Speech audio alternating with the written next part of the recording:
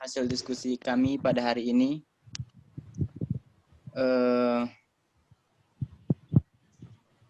Sebelumnya kami akan memperkenalkan terlebih dahulu anggota kelompok kami. Yang pertama yaitu Ridho Ramadan, Reshafela Masea, Wendy Jenny Risa, saya sendiri Aulia Ilham, Lili Novita Sari, Yogi Kusumadewa, dan Dewi Priastuti. Baiklah, yang akan mempresentasikan materi kami pada hari ini yaitu yang pertama dipersilahkan kepada Lili Novita Sari untuk menjelaskan dan memaparkan materi. Kepada Lili dipersilahkan. Baiklah, terima kasih moderator. Di sini kami kelompok 2 akan membahas tentang kepemimpinan dan komitmen. Sebelumnya kita harus membahas dahulu yaitu tentang pengertian kepemimpinan. Yang pertama yaitu kepemimpinan menurut Kreitner dan Kinci 2010. Kepemimpinan adalah proses di mana seseorang individu mempengaruhi orang lain untuk mencapai tujuan bersama.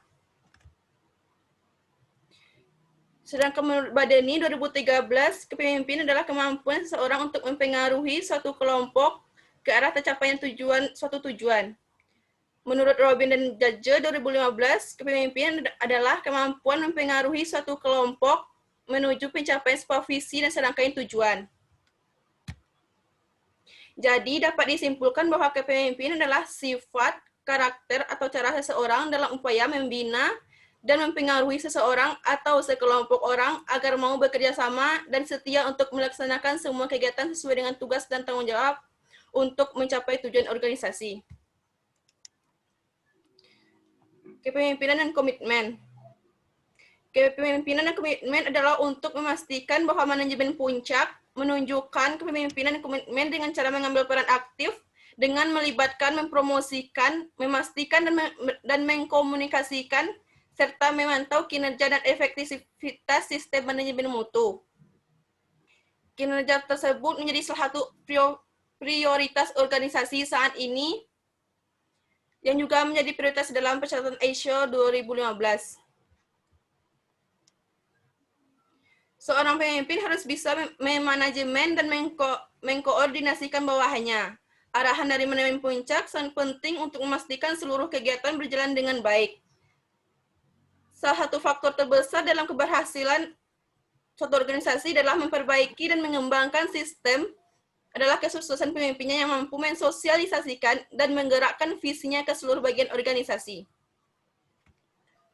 Selanjutnya itu manajemen puncak harus menunjukkan kepemimpinan dan komitmen terhadap sistem manajemen mutu, yaitu dengan yang pertama, mengambil tanggung jawab atas efektivitas sistem manajemen mutu. Dalam hal ini, manajemen harus terus memantau apakah sistem manajemen mutu telah diterapkan dengan baik dan apakah efektif dalam mencapai sasaran yang diinginkan. Yang selanjutnya, memastikan bahwa kebijakan mutu dan sasaran mutu ditetapkan dalam sistem manajemen mutu dan cocok dengan konteks dan arah strategis organisasi. Dalam hal ini, manajemen puncak harus terus memantau kesesuaian antara sistem manajemen mutu dan kebijakan mutu serta sasaran mutu yang ingin dicapai secara periodik. Selanjutnya yaitu memastikan integritas persyaratan sistem manajemen mutu ke dalam prioritas-prioritas proses bisnis organisasi. Dalam hal ini terjadi perubahan pada struktur organisasi ataupun proses teknologi yang digunakan, maka manajemen puncak harus memastikan setiap proses dan dokumentasi ISO sesuai dengan sehingga tetap terjaga keterpaduannya. Selanjutnya yaitu mempromosikan penggunaan pendekatan proses dan pemikiran berbasis risiko. Di sini pihak manajemen harus mengidentifikasi risiko yang mungkin timbul selama proses berlangsung, yang mungkin akan mempengaruhi mutu produk dan layanan kepada pelanggan. Selanjutnya yaitu memastikan bahwa sumber daya yang dibutuhkan untuk sistem manajemen mutu tersedia. Manajemen puncak harus mengevaluasi kebutuhan sumber daya dan merealisasikannya untuk meningkatkan mutu produk dan layanan kepada pelanggan. Selanjutnya yaitu mengkomunikasikan pentingnya manajemen mutu yang efektif dan sesuai dengan persyaratan sistem manajemen mutu. Dalam hal ini pemahaman mutu yang benar di seluruh organisasi menjadi sangat penting sehingga karyawan dapat melakukan tugas dengan rasa tanggung jawab demi mencapai tujuan bersama. Selanjutnya yaitu memastikan bahwa sistem manajemen mutu mencapai hasil yang telah diinginkan. Mutu atau kualitas produk serta pelayanan yang baik merupakan tujuan dari manajemen ini. Manajemen puncak harus memastikan dan menghandle agar tujuan tersebut bisa tercapai. Selanjutnya yaitu melibatkan, mengarahkan, dan mendukung orang-orang untuk berkontribusi terhadap efektivitas sistem manajemen mutu. Manajemen puncak tidak boleh mendelegasikan sepenuhnya tanggung jawab kepada bawahan. Manajemen puncak harus terlibat langsung dalam mengevaluasi dan memberikan pengarahan terhadap para bawahannya. Selanjutnya itu mempromosikan peningkatan. Peningkatan mutu merupakan tujuan dari penerapan ISO 2015 ini. Selanjutnya itu mendukung peran manajemen yang relevan lainnya untuk menunjukkan pemimpinan mereka yang berlaku untuk bidang tanggung jawab mereka. Dalam hal ini, koordinasi antar manajer bagian lain adalah salah satu usaha untuk mencari kesepakatan terhadap sistem permasalahan yang muncul, sehingga tindakan perbaikan dan pencegahan dapat dilakukan. Untuk hal itu penerapannya yaitu ketika memimpin suatu hotel sebelum memulai pekerjaannya, seorang FB manager pastinya akan memberikan arahan mengenai scope of service dan lainnya, serta memberikan contoh yang baik kepada bawahannya dengan cara melayani tamu dengan baik. Maka otomatis karyawan pun bisa termotivasi untuk melakukan sesuai dengan apa yang dilakukan oleh atasannya. Dan komitmen terhadap manajemen mutu seorang pemimpin itu pun terlihat dari caranya memimpin yang bisa mengemban amanah dan tanggung jawab sebagai seorang FB manager. Baiklah, saya kembalikan kepada moderator.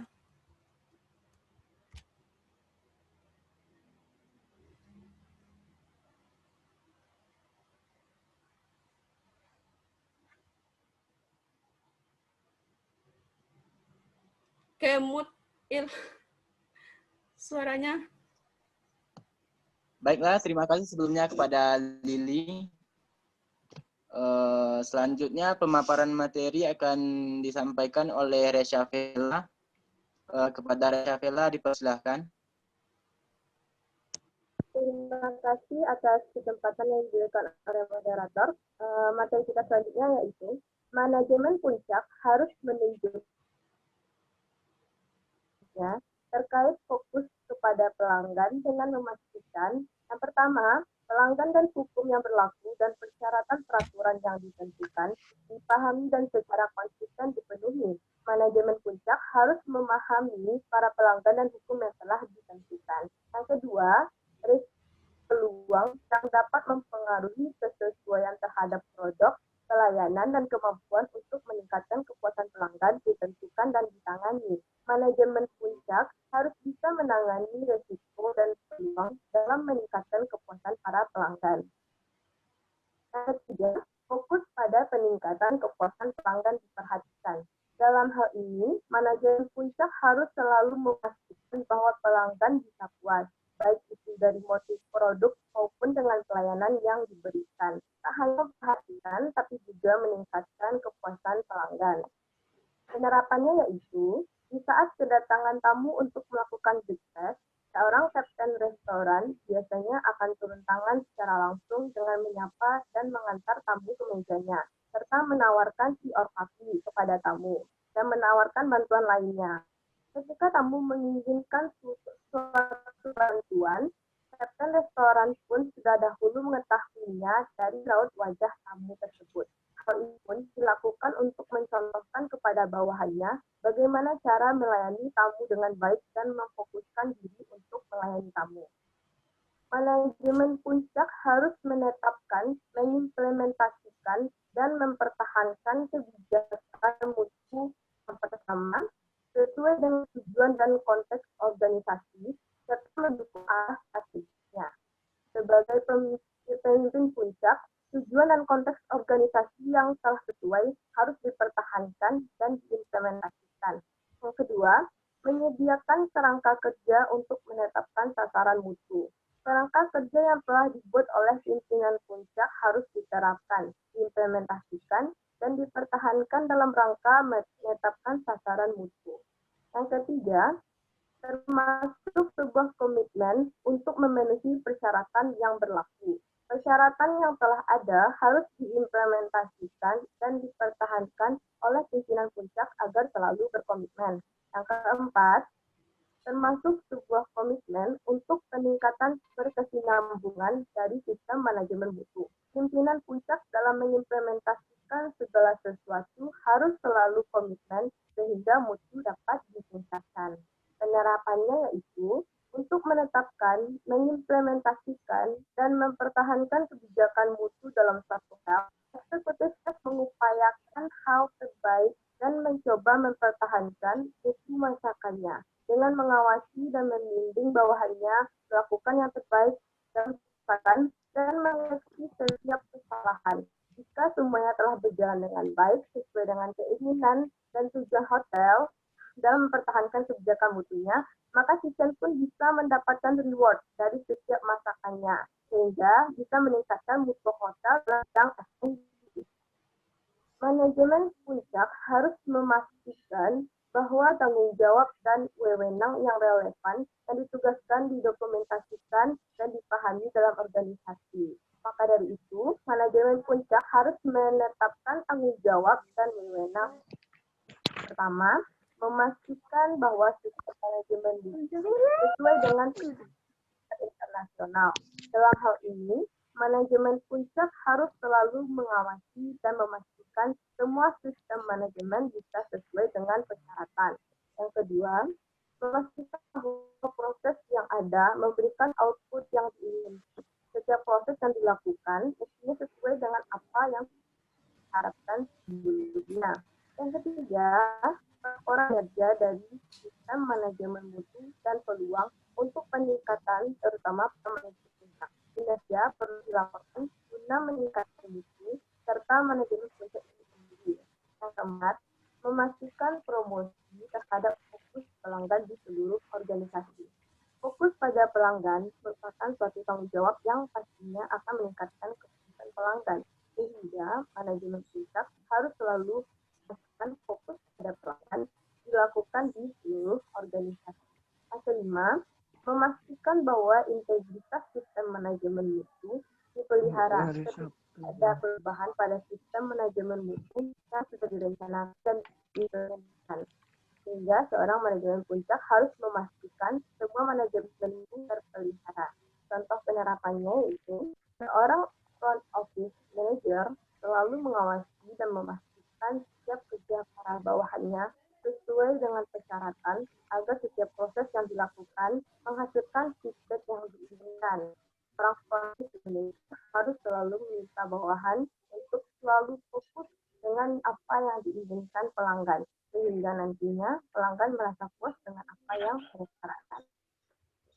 Selanjutnya, saya kembalikan kepada moderator. Terima kasih. Baiklah, terima kasih kepada Resha Kela. Untuk selanjutnya, sesuai dengan pemaparan kami tentang kepemimpinan, kepada kelompok 6 kami persilahkan untuk bertanya. Sesi pertanyaan kami buka untuk 3 orang yang mau bertanya. Kepada kelompok 6 kami persilahkan.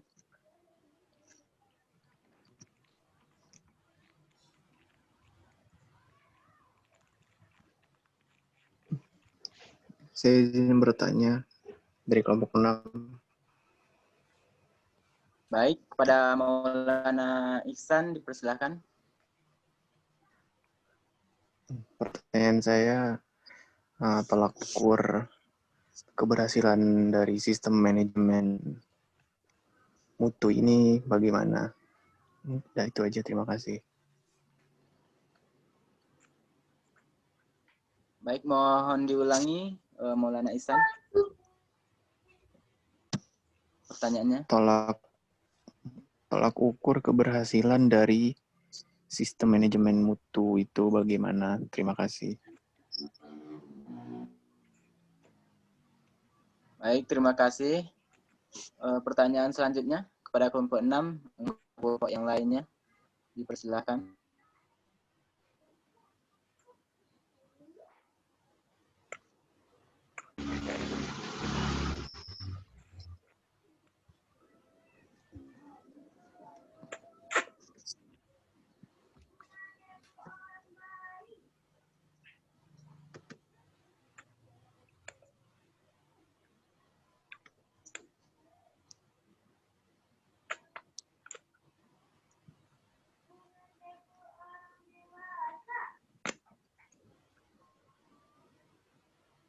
Apakah dari kelompok 6 masih ada yang mau ingin bertanya?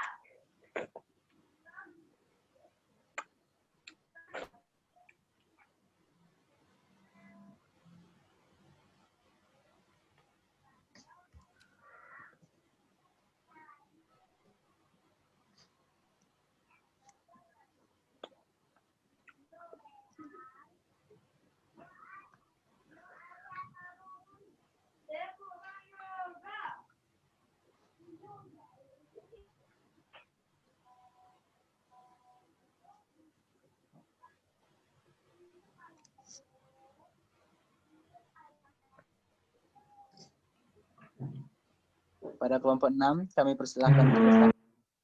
Apakah ada anggota kelompok yang lainnya yang ingin bertanya?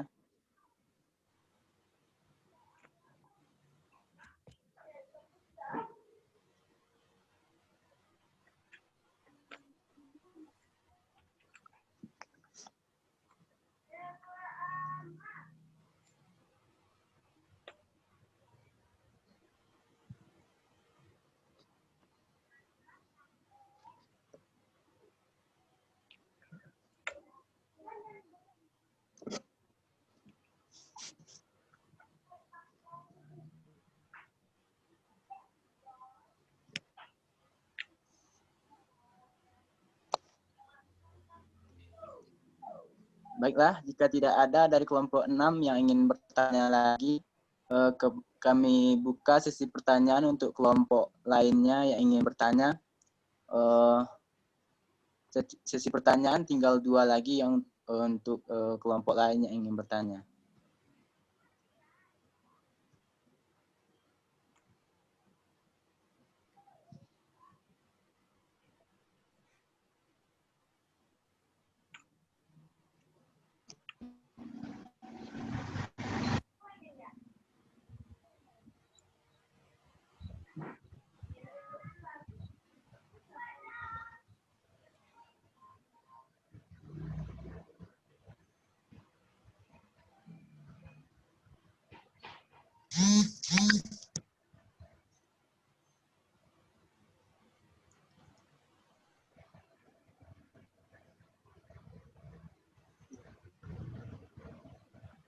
Kami dari kelompok 1 ingin bertanya. Ya, kepada Marlina dipersilahkan. Terima kasih atas kesempatan yang diberikan kepada saya. Saya masih temuan di kelompok bertanya ke kelompok 2. Tadi saya mendengar kepemimpinan adalah suatu kemampuan untuk mempengaruhi suatu kelompok menuju pencapaian sebuah visi ataupun serangkaian tujuan. Nah, yang ingin saya pertanyakan, bagaimana sikap seorang pemimpin terhadap kelompok agar apa yang dia pimpin dapat mencapai suatu tujuan atau visi yang sudah ditargetkan sebelumnya. Terima kasih.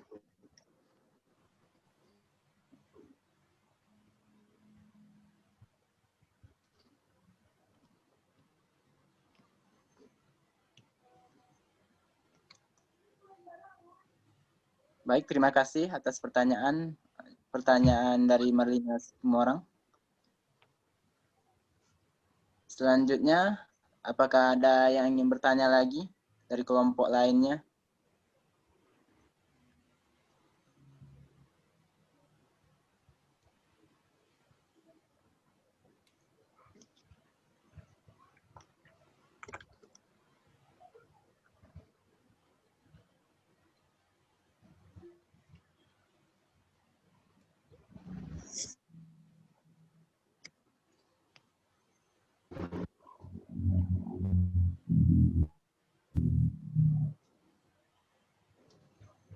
Apakah ada yang ingin bertanya lagi kepada teman-teman yang lain?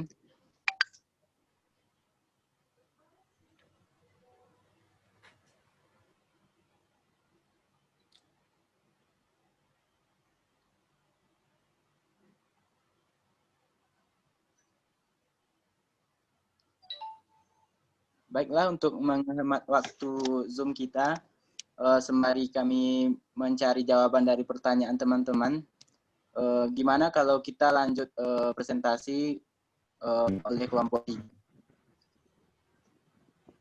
Apakah kelompok 3 sudah ada saja dalam Zoom ini?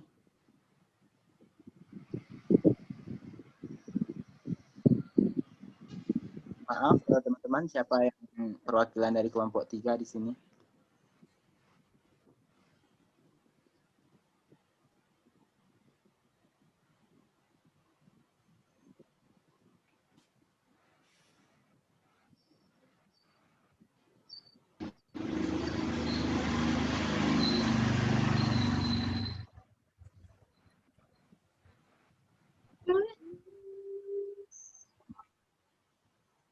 Maaf teman-teman, untuk kelompok 3 apakah bisa untuk kita mulai? Woi, abang beli jam. Untuk kelompok 3 apakah udah bisa dimulai? Sudah. Oke. Bisa.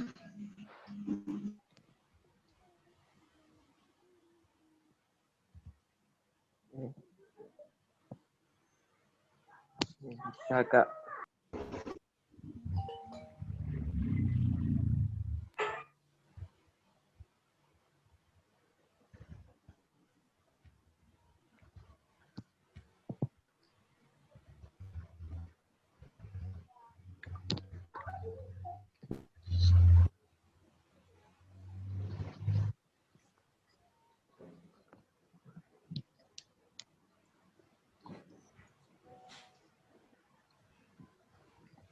Untuk kelompok 3 bisa langsung memulainya. Terima kasih.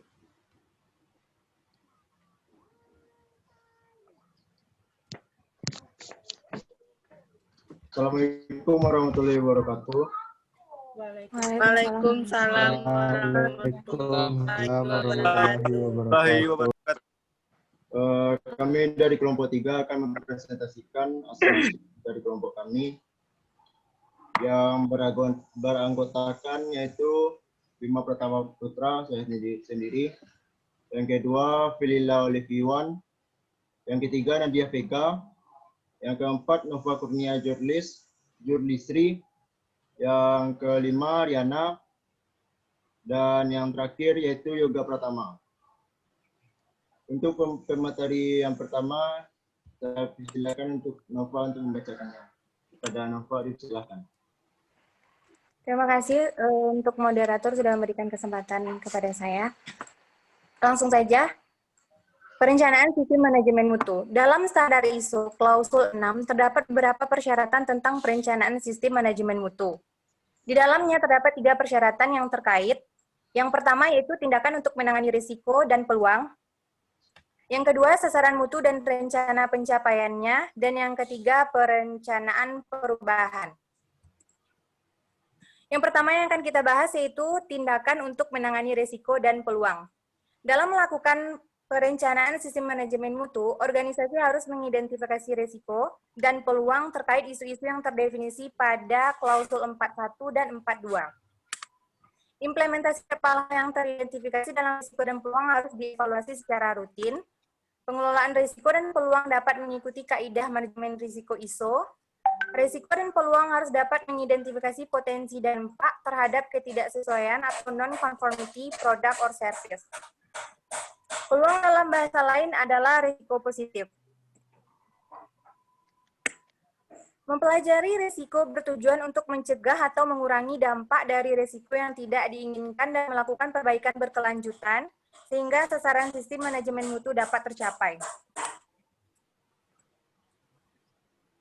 Analisis risiko juga mencakup perencanaan untuk yang pertama, tindakan penanganan risiko dan peluang, mengintegrasikan dan menerapkan tindakan tersebut dalam proses-proses sistem manajemen mutu, serta mengevaluasi efektivitasnya. Tindakan-tindakan untuk menangani risiko dan peluang harus proporsional dengan dampak potensial terhadap kesesuaian produk dan layanan. Ini bisa diartikan sebagai bila dampak potensialnya besar, tindakannya perlu juga besar dan sebaliknya. Yang kedua yaitu sasaran mutu dan rencana pencapaiannya. Organisasi harus menetapkan quality objektif atau sasaran mutu pada fungsi, proses, dan level yang relevan. Sasaran mutu harus relevan dengan kebijakan mutu, harus terukur dan selaras dengan persyaratan dari pemangku kepentingan. Kemudian sasaran mutu harus dikomunikasikan dan up to date dengan perkembangan organisasi. Pencapaian sasaran mutu harus diukur, rencana pencapaian sasaran mutu harus ditetapkan dan mementingkan what, who, when, dan how. Selanjutnya saya kembalikan kepada moderator. Baik, terima kasih untuk Nova. Untuk pemateri selanjutnya kepada Riana, dipersilakan. Baiklah, untuk yang ketiga, perencanaan perubahan. Perubahan terhadap sistem manajemen mutu harus dilakukan secara terencana dan sistematik atau terkendali. Kemudian, pertimbangan terhadap perubahan sistem manajemen mutu mencakup tujuan, dampak, keutuhan dari sistem manajemen mutu, ketersediaan sumber daya, dan perubahan atau penyesuaian wewenang dan tanggung jawab.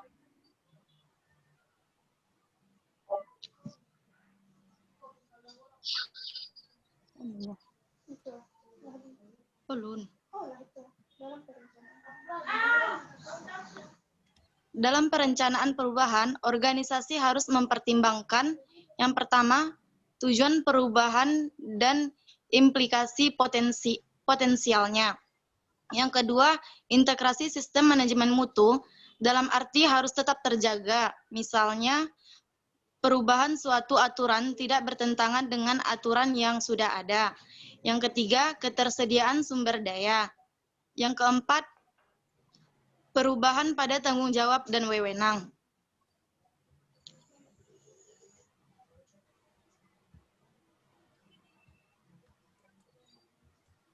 Siapa yang share?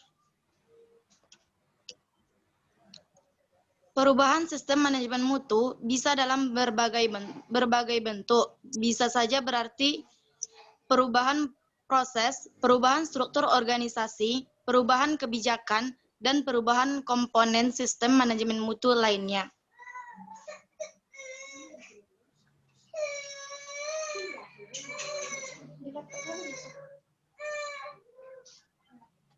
Contoh penerapan terkait klausul 6 mengenai perencanaan pada industri perhotelan adalah lebih memperhatikan lagi mengenai isu risiko dan peluang. Caranya dengan menganalisa fakta dari dokumen-dokumen yang disimpan sebelumnya dan menjadikannya pembelajaran untuk mengatasi risiko yang berkemungkinan akan muncul dan memanfaatkan peluang yang ada.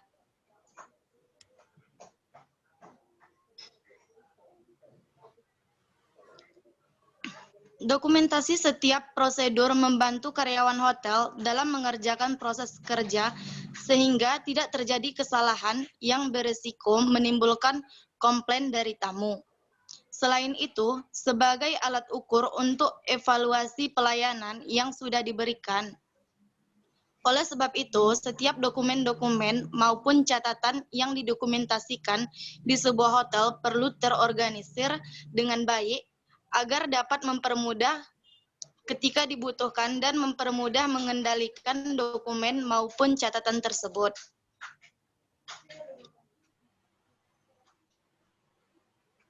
Baiklah, saya kembalikan kepada moderator.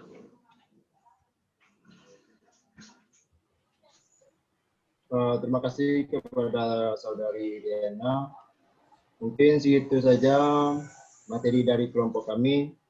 Dan selanjutnya kami akan membuka sesi pertanyaan. Untuk kelompok 5, saya persilakan untuk bertanya.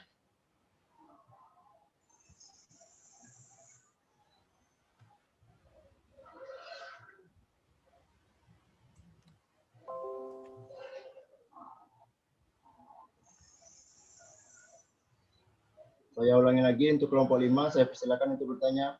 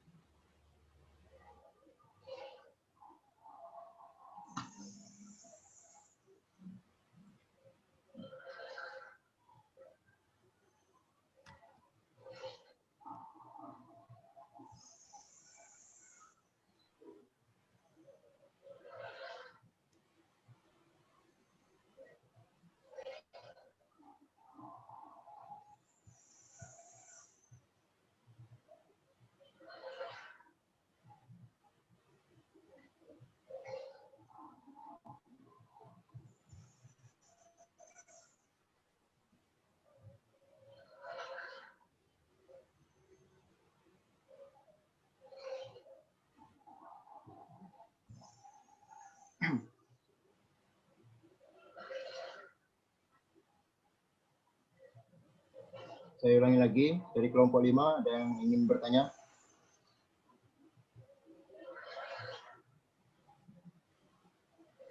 Ada kelompok berada? Geleng-gelengnya. Kelompok 7 ah. 7 ah. Baru. Hadir. Yuk. Mangga semua. Saya Ganda mah.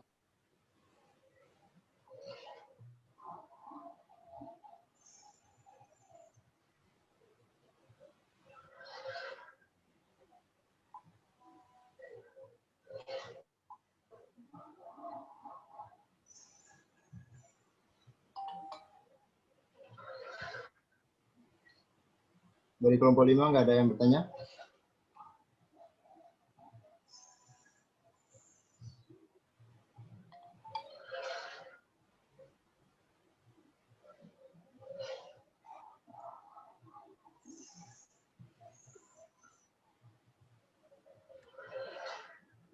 Baiklah, mungkin dari kelompok 5 nggak ada yang mau bertanya. Jadi saya akan mempersilakan untuk kelompok lain maksimal 3 pertanyaan dari kelompok lain. Saya persilakan.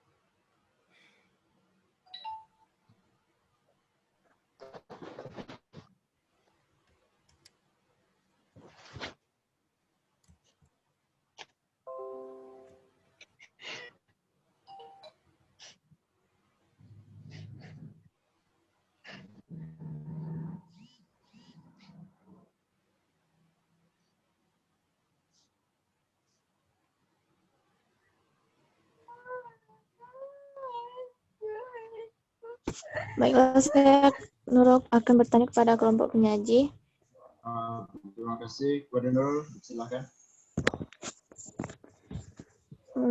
Perkenalkan, nama saya Nurul Krata ini dari kelompok 7 ingin bertanya kepada kelompok penyaji. Bagaimana kelompok penyaji menentukan apakah pada industri dapat dicapai dengan baik atau tidak?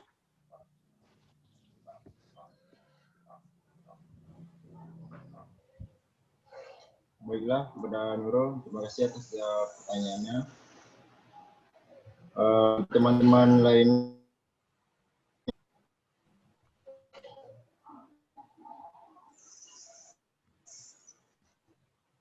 Kesempatan berikan moderator. Perkenalkan, nama saya Marlina Situmorang. Saya dari kelompok 1 ingin bertanya yaitu tentang perubahan. Yang ingin saya pertanyakan, bagaimana cara Anda untuk mengurangi risiko apabila apa apa yang sudah Anda rencanakan sebelumnya tidak sesuai dengan apa yang terjadi di lapangan. Misal dalam arti lain, apa yang dalam contoh lain ekspektasi Anda tidak sesuai dengan realita. Itu saja. Terima kasih. Terima kasih kepada Martina. Satu pertanyaan lagi dan untuk kelompok lain. Apakah masih ada yang mau bertanya?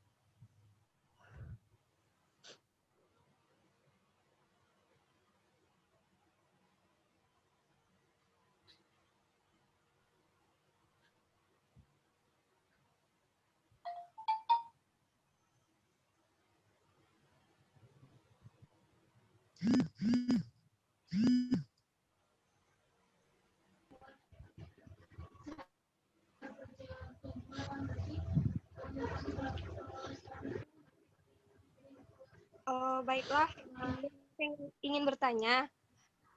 Bien.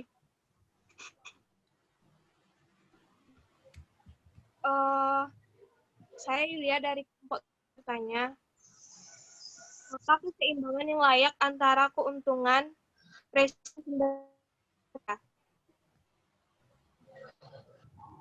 Bisa diulangi, Tet? apa keseimbangan yang layak antara keuntungan, resiko, dan sumber daya? Oke, terima kasih buat Yulia. Mungkin itu saja pertanyaan dari sesi pertanyaan. Untuk jawaban beri kami waktu untuk menjawab sebelum. Kalau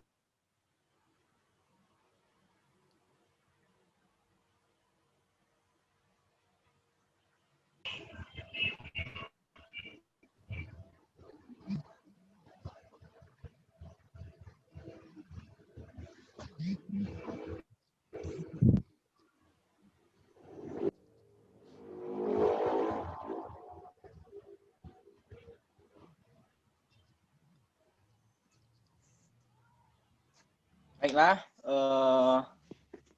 kami dari kelompok 2 akan melanjutkan diskusi kami, yaitu kami akan menjawab pertanyaan dari teman-teman tadi.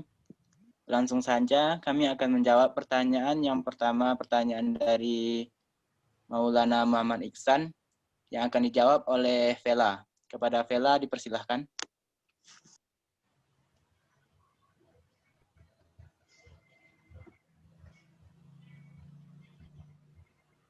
Terima kasih kepada moderator yang sudah memberikan saya kesempatan. Pertanyaan Muhammad Iksan, bagaimana tolak ukur di keberhasilan sistem manajemen mutu? Tolak ukur keberhasilan sistem manajemen mutu ini dari banyak masyarakat yang merasa puas dengan produk atau layanan jasa dari sebuah perusahaan. Artinya, semakin tinggi tingkat kepuasan dari masyarakat dalam mengkonsumsi produk atau layanan jasa yang dihasilkan, maka sistem keberhasilan mutu ini dinilai juga semakin tinggi, di mana produk atau layanan jasa ini tidak hanya memenuhi kebutuhan saja, tetapi mampu menciptakan keloyalan bagi para customer-nya. Sekian dari saya kembalikan kepada moderator. Terima kasih kepada Vela. Gimana Maulana Muhammad Iksan, tanggapan dari jawaban dari Vela? Oh, berarti yang ditujukan yang di apa yang merata masyarakat internalnya seperti karyawannya, apakah ada mendapatkan sebuah kepuasan juga atau bagaimana?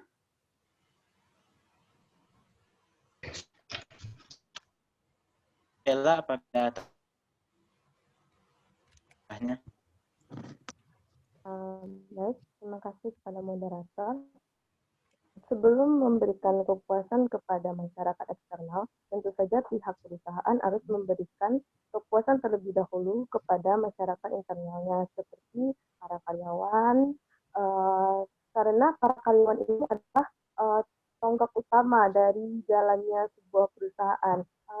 Contohnya bisa dengan memberikan fasilitas yang lengkap bagi karyawannya, fasilitas yang memadai seperti fasilitas kebersihan atau tunjangan atau berbagai fasilitas lainnya sesuai dengan ketentuan dari perusahaan masing-masing.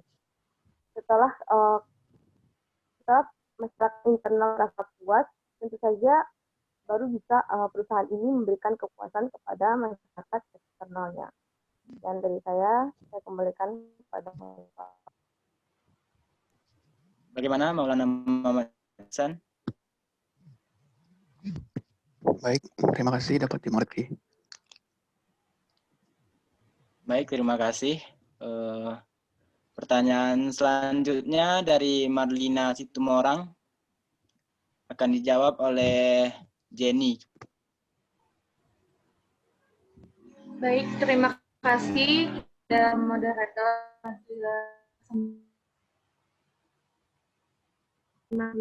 itu penjelasan dari PPT tentang pimpinan. Tanya, bagaimana sikap seorang pemimpin terhadap kelompok agar pemimpin tersebut dalam mencapai suatu visinya atau tujuannya? Jadi, dalam fungsi manajemen, ada 6 fungsi manajemen. Planning, guiding, controlling, evaluasi.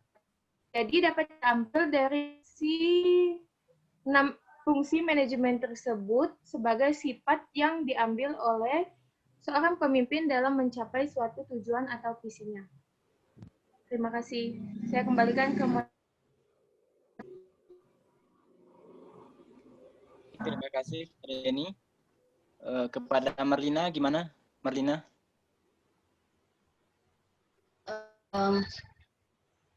Sedikit menyangga, bisakah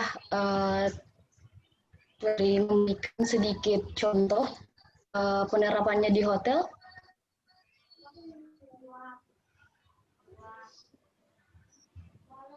Gimana, Jenny? Apakah ada contoh dari Marlina minta contoh penerapan di hotel?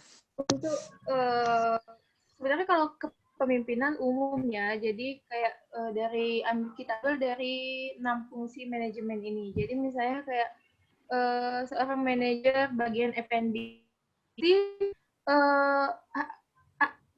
paling awal yang dikerjakan oleh seorang pemimpin itu briefing, yaitu untuk melakukan planning atau organizing kan pada hari itu. Terus F&B manager melakukan controlling di bagian restoran atau kontrol bagian. Terus evaluating jadi mau pulang atau pulang F&B manager kan briefing lagi untuk hari selanjutnya, evaluasi karyawan apa aja kendala-kendala yang terjadi itu akan dilakukan evakuasi. Ya, terima kasih.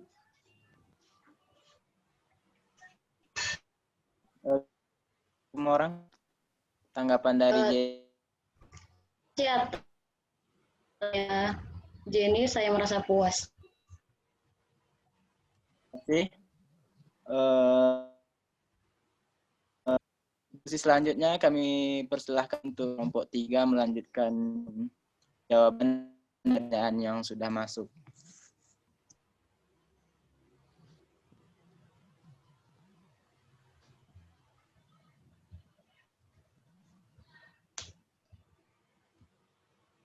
Ya,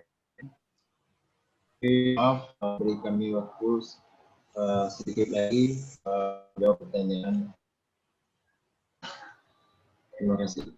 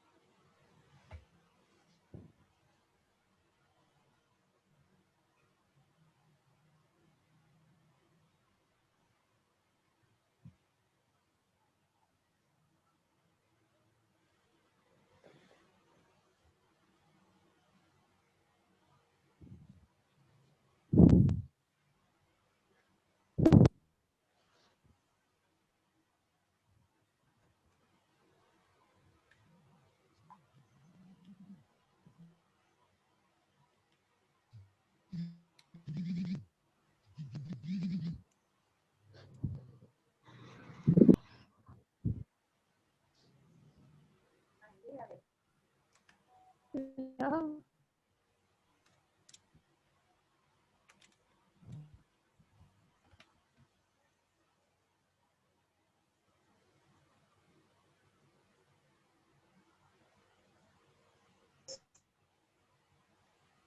akan dari Marlina Situmorang yang akan dijawab oleh pada Nadia, dipersilakan.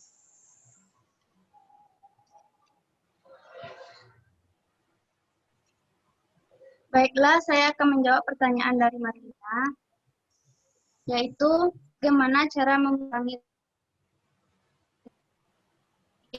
yang dijalankan dengan baik untuk mendapatkan ekspektasi, untuk mendapatkan sesuai ekspektasi. Mengurangi risiko ketidaksesuaian ekspektasi dan realita dalam sebuah pelayanan di perusahaan, maka dilakukanlah manajemen risiko. Tujuan keseluruhan dari manajemen risiko di perusahaan adalah untuk memastikan bahwa kemampuan organisasi dan sumber daya bekerja secara efisien dan efektif untuk mengambil keuntungan dari peluang dan untuk mengurangi risiko. Akan sesuai nanti hal yang didapat di lapangan.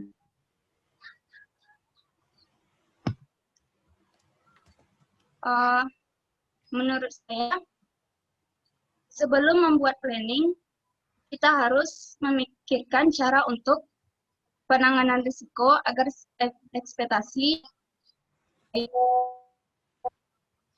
menghindari risiko, atau kita mengambil risiko untuk mengejar peluang,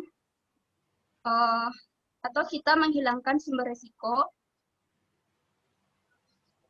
menghilangkan tingkat kemungkinan atau konsekuensi, membagi risiko, atau membiarkan respon keputusan yang diinformasikan. Sekian dari saya. Terima kasih. Pada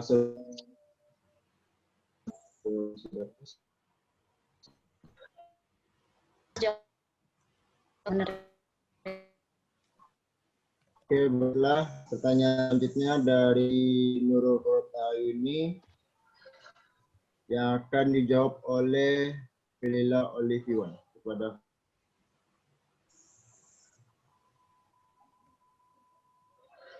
Baiklah, saya ralat, saya akan menjawab pertanyaan dari Yulia Astuti dari kelompok 7. Yang pertanyaannya, apa keseimbangan yang layak antara keuntungan, resiko, dan sumber daya? Yang pertama yaitu menyediakan sumber daya yang cukup untuk melaksanakan kegiatan manajemen risiko dan peluang.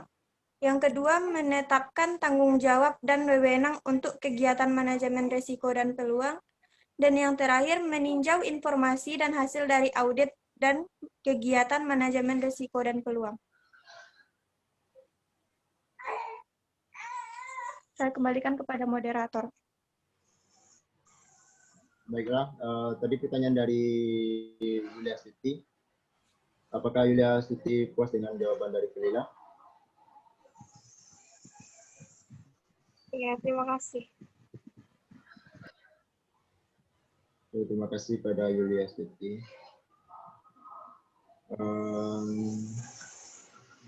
Untuk pertanyaan terakhir dari Nurul yang akan dijawab oleh Yoga Pratama. Pada Yoga, silakan.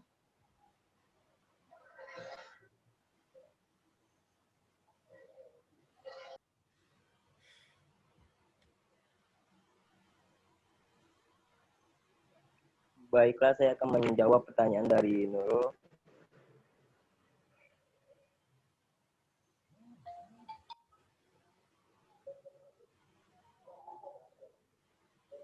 Tentang apakah penyaji dapat menentukan penerapan itu telah benar.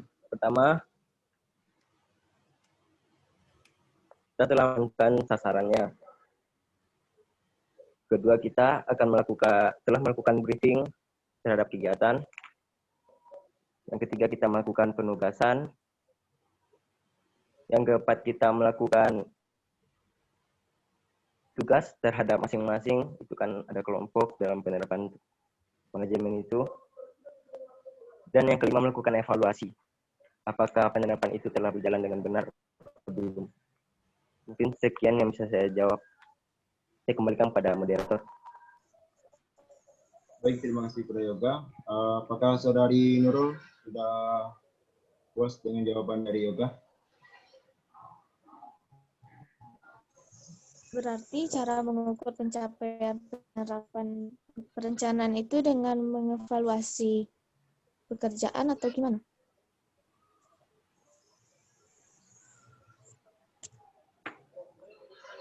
Itu kan yang poin terakhir.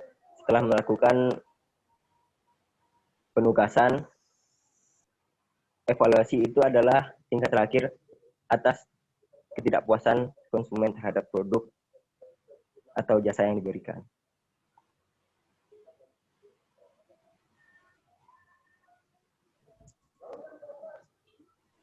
Baiklah, saya dapat menerima jawaban dari kelompok penyaji.